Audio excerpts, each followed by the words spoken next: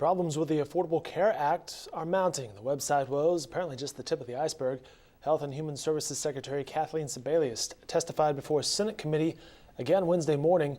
Here with more on the healthcare hassle, Chris Casteel from the Oklahoman's Washington, D.C. Bureau. Chris, how are you this morning? I'm fine, Dave. How are you doing? I'm doing well. Eager to talk about the healthcare hassle. And probably won't say that again during this taping because clearly I can't say it. But getting into the details here, during Wednesday's hearing, Sebelius conceded the website was deeply flawed, and she mentioned there were hundreds of fixes. So my question to you, Chris, is will they make the initial deadline of having HealthCare.gov repaired by November 30th, and what are people doing in the meantime? Well, you know, they continued to tell Congress, in the months leading up to the October 1st launch that they were ready, and they weren't ready. And, there have been all kinds of, documents that have come out in recent days showing that they knew they weren't ready. So, they've got this huge credibility problem now about this website.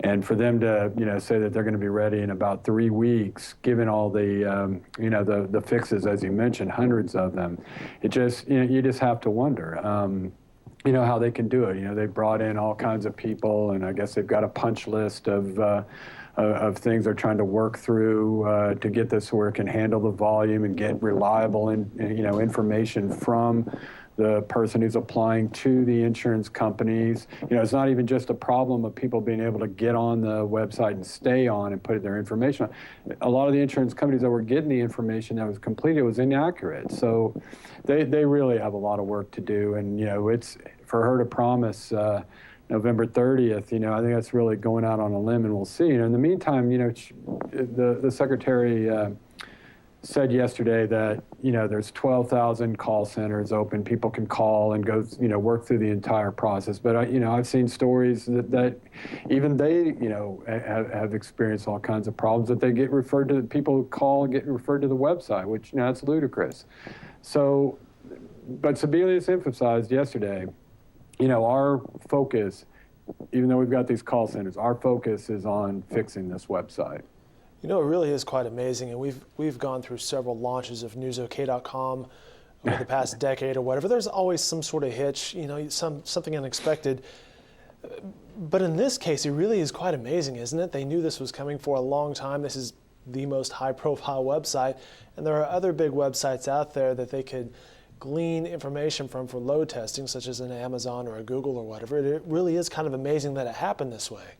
It is and it isn't. I think it speaks a lot, Dave, to the whole government IT issue. You see reports constantly of almost every agency, whether it's the IRS, whether it's the FBI, just how behind they are, in technology, and how difficult it is. It seems to be, whether it's the federal contracting process or, whatever it is, they just seem to not be able to get it, but this is so high profile, it's such a big deal that, the failure here really, as you say, it's just kind of amazing. We're chatting with Chris Casteel via Skype. He's in Washington. I'm here in Oklahoma City. Another point, Chris, there's been a lot of clarifying by President Barack Obama in the past weeks over the comments he made several years ago. Back in 2009, President Obama promised the American public, quote, "If you like your health care plan, you'll be able to keep your health care plan, period." Well, Chris, that sounds pretty definitive, but we're finding out now that may not be the case. Yeah, that was really one of the major promises of the whole debate of his, his campaign, and of the debate over the health care law in 2009, 2010. That was just repeated so often. And there were no qualifications for that. It was just, as you said, it was just this simple declarative promise. And that has obviously turned out not to be the case. Primarily what we're talking about here is what the White House says, like 5% of the people with insurance who are buying it through the individual market.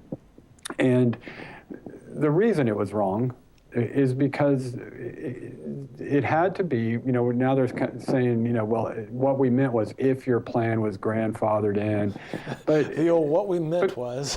Yeah, what we meant was, but nobody understood it that way. And so what happened under Obamacare is that, they required every plan to have certain certain coverage things. I mean, there are things that had to be covered. It's not, you can't just go out and buy a bare bones plan under Obamacare.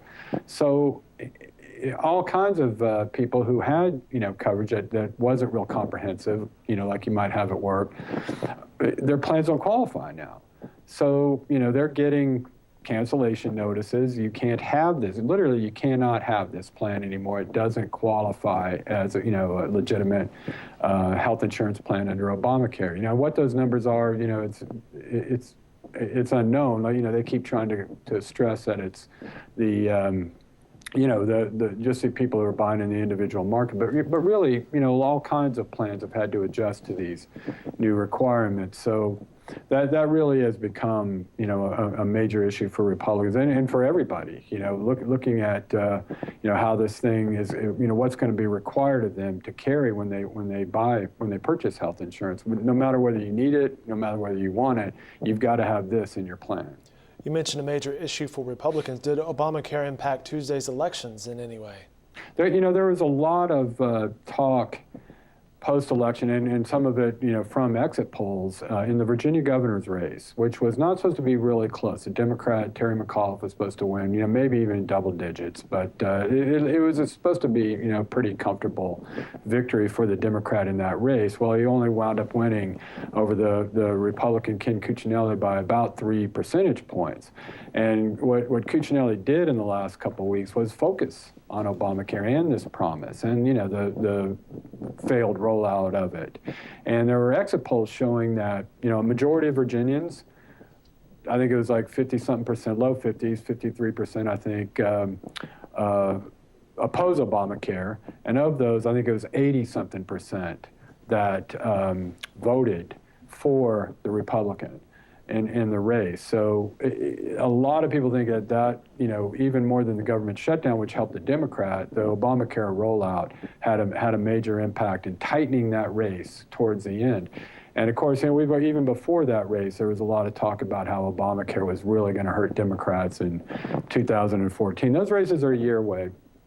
We'll see. I mean, but obviously, one would think they'd have the website fixed by then. But other things are going to, there are going to be other problems with Obamacare, most likely that could have an impact on that race. Or, it could be almost a forgotten issue. A year is just absolute lifetime in politics. Well, and as we know in the news cycle, it's only until the next major story comes along. It's something with healthcare that certainly affects every citizen, so it's a bigger and more personal deal. Sure. Chris Casteel, we appreciate your time and expertise this morning. Glad to do it, Dave.